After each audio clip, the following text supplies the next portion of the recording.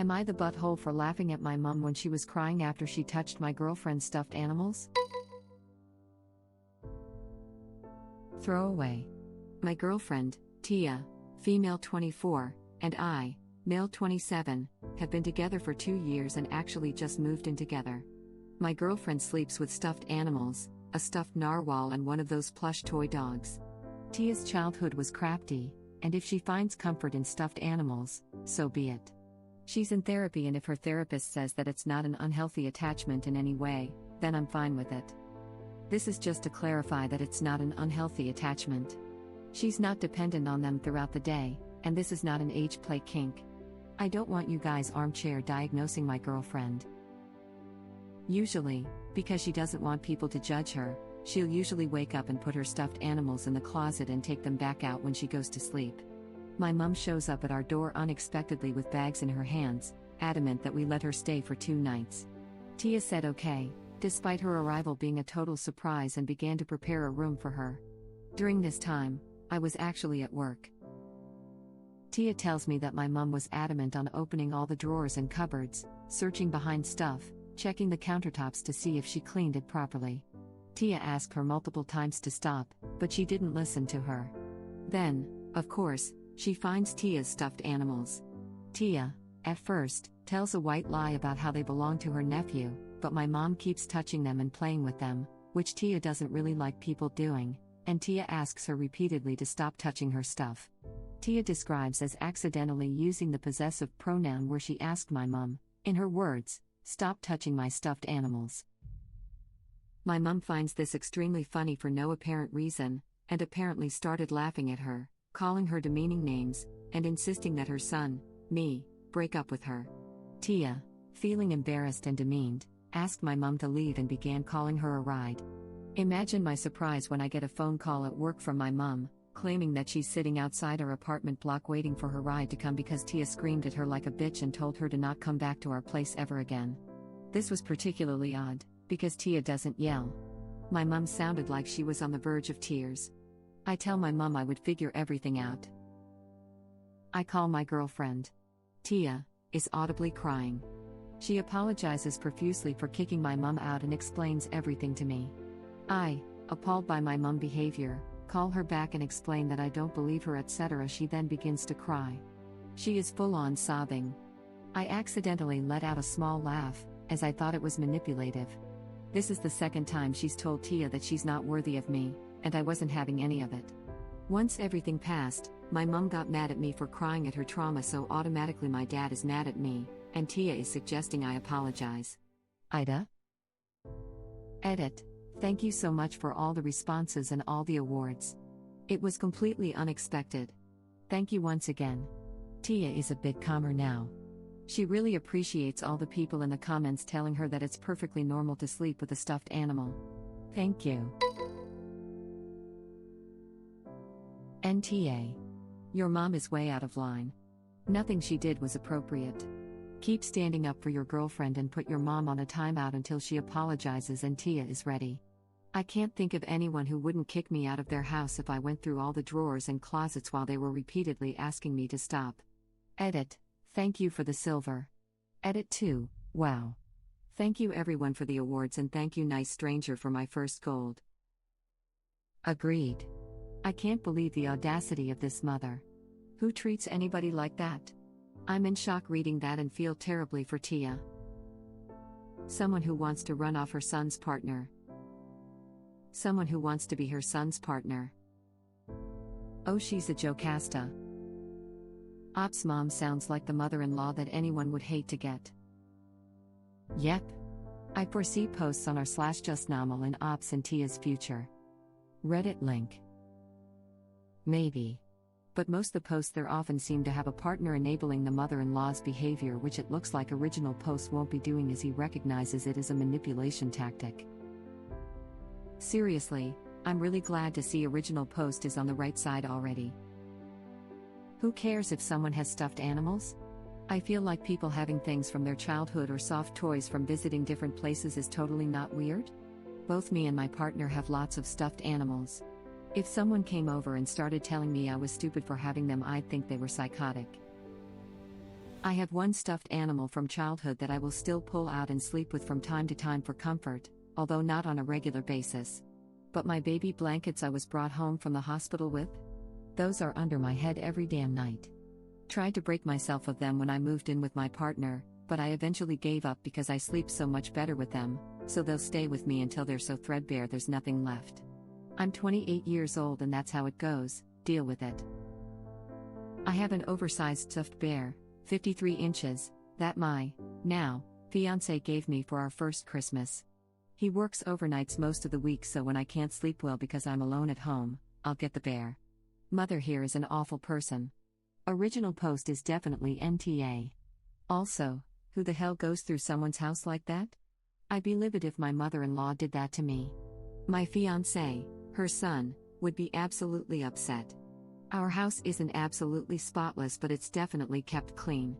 The nerve of some people. I'm a 30-year-old woman with a stable job, my own apartment, and a fiancé. I am also in bed on my phone cuddling a stuffed Pokémon, Vaporeon if anyone cares. F the idea that you have to leave everything fun behind in childhood and adult life has to be 100% boring and responsible. Stuffed animals are cuddly and adorable. Who doesn't love them? F being ashamed of things you enjoy. Fui you both my fiancé and I sleep with stuffed animals. They're great because we're both cuddly but incredibly fidgety sleepers, haha. I'm 31 and still sleep with my talking Pikachu plushie that I got in 1999 and my boyfriend doesn't care either, he has a Magikarp plushie he sleeps with that I got for him. I'm turning 30 tomorrow, and guess what present my mom gave me? A giant stuffed rainbow teddy bear and a derpy spherical wolf that bounces like a ball. I love them and my mom. A wonderful gift, no matter the age. I have this horrible feeling the mom was looking for drugs or something to prove to original post that Tia isn't good enough for him. Because it sounds like she was very obviously searching for something. Not cleaning. Unfortunately my mother does this crap. I hardly ever answer her calls. Trying to go NC. And as clarification, both of these things should happen and the apology needs to be sincere. None of this I'm sorry but or I'm sorry you feel no. An apology stating what she did, why it was wrong, and at least one I'll never do it again. Your mother was so far out of line, she can't see where the line is. Edit, I hate to be one of those people, but this is my first helpful award and I'm so grateful. You didn't have to do that, so thank you. I'm glad I could help somehow. The line is a dot to her. Maybe they can put her in a box where she can think about what she's done, winking face. I actually saw this on our /unexpected friends before I saw it here. Reddit link. The likes of I'm sorry you misunderstood me are not apologies but passive-aggressive digs. NTA. Or I'm sorry you took offense. I'm sorry you forced me to surprise inspect your home for cleanliness. Exactly. Hence why it doesn't count. Just a general question for you or anybody else reading this, but I often phrase my apologies as I'm sorry I made you feel X. Is that sufficiently different from I'm sorry you feel X, or should I be rewording my apologies? You should be apologizing for what you did, not making you feel this. I apologize for doing X followed by something like I am sorry I caused you hurt/pain is appropriate, but sorry for making you feel sad doesn't come across sincere. I usually reserve those types of apologies for when it was caused by a misunderstanding, such as them taking something I said in a way that I hadn't meant it, so that I can acknowledge how it made them feel without making it sound like I did something intentionally. Sorry, I guess I should have been clearer about that. Edit, I think some people are still misunderstanding me, ironically. I don't mean when I accidentally hurt someone or say something stupid but without malice. I mean a literal misunderstanding where I haven't said something wrong and the other person hasn't done or said anything wrong either, but there was an error in communication that caused upset. Like this situation, for example. And in this situation I would say something to the effect of I'm sorry for the confusion, I didn't mean for it to come across that way, and I'm sorry I made you feel hurt. I still wouldn't use that language in the apology because it seems like it's putting the blame on the person who's upset. I would just be straight up and say I'm sorry we had a misunderstanding, or I should have been more careful with my words, or something of that nature. It's much more helpful and effective. Yeah, but sometimes people jump to conclusions. I once had a friend jump down my throat for something completely innocuous that they misunderstood, then get pissed at me for not apologizing. And honestly, it's exhausting. Having to grovel because the other person is having feelings is not always right. Being browbeaten into apologizing because the other person didn't listen to the whole thing, or leapt to conclusions is also not fair. Sometimes it really is them. Being upset doesn't always mean you're right. This post is a great example of that. Exactly. It's an apology from someone who doesn't think they've actually done anything wrong and doesn't think they should have to apologize, which lines up with your clarification. Op's mom actually did something wrong and should apologize for what she did, not for how she made Tia feel. I don't know. I was raised by narcissists, and I'm pretty sensitive to faux apologies, but I would be okay with "I'm sorry I made you feel." 1. I don't think it puts the fault on the other person, it's acknowledging you're the person that caused the hurt, and 2. I'm sure the full apology is longer than this, and you can tell from context it means to take responsibility rather than gaslight. I actually kind of like this phrasing because it's validating the feelings of the other person and saying "I'm aware I did this to you, and I'm sorry for it." This is a good question. Obviously I don't have the perfect answer, but I believe as long as the I statements are clear and the wording doesn't imply it's the other person's problem they felt some type of way about what happened, i.e. a you statement, then your wording is appropriate. Context is everything when it comes to apologies, and the sincerity of the matter is the most important part. Coming from someone who's pretty bad at verbal communication in general, I'm glad you opened this up for discussion. Apologies can be intimidating regardless of which side one is on in a situation. NTA, but this seems really fake to me. Who just randomly goes through other people's closets? And it is not uncommon for women to have stuffed animals. Why would it be such a big deal? Finding a stuffed animal in a closet is no weirder than finding a fork in a utensil's drawer. Seems like an extreme reaction. Nosy parents will sometimes go through their children's closets. Believe me, it is not random, to look for things to disapprove of. Mama found something. But stuffed animals? That's like if the mother would have attacked and laughed at the girl for having an extra pillow in there. It's nothing to have stuffed animals. Why would that be seen as such a big deal? Like maybe if she saw some weird kind of porn in there, but stuffed animals? If it wasn't that, it would have been something else. The mom arrived at the apartment looking for something to rip apart, and she dug, and this is what she found. She said before that Tia wasn't good enough for him, she's looking for a reason why. Original post should talk to his dad about what happened. He's definitely not getting the real version from the mom. Op's mom might be having some kind of breakdown or just straight up be a nightmare. NTA. Dad may not care and just not want to deal with a wife who is making a scene, and it's easier to get the son to bend the knee than admitting he is married to a manipulative shrew. Dad be like, don't rock the boat. Mom was looking for vulnerability, not anything in particular. Beautifully put. So I kept almost all my stuffed animals from when I was a kid. There's almost 100 of them. When I first moved out, they used to live on the spare bed just neatly lined up because I didn't have guests that often. Now I let my kids play with most of them. The special ones are in my room. I have had friends, bad friends who are not friends now, judge me for keeping stuffed toys and especially for putting them on my bed when I make it in the morning. My husband doesn't care, but apparently my toys were a personal affront to these friends because I was so childish. My husband has to put up with an array of owls on the headboard, plus I have a few Build-A-Bears that crash on my side of the bed.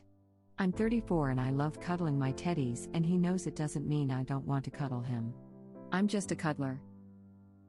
Jumping on this train for my own little story, a while back, my friend and I were having a sleepover, and it was the first time I'd been to his apartment. He showed me his room, and I had laughed at the stuffed Mickey Mouse plushes he had arranged on his bed. We were close enough for me to know he'd been having troubles dating, and also close enough for me to lightheartedly joke that any girl he brings home would see that and run.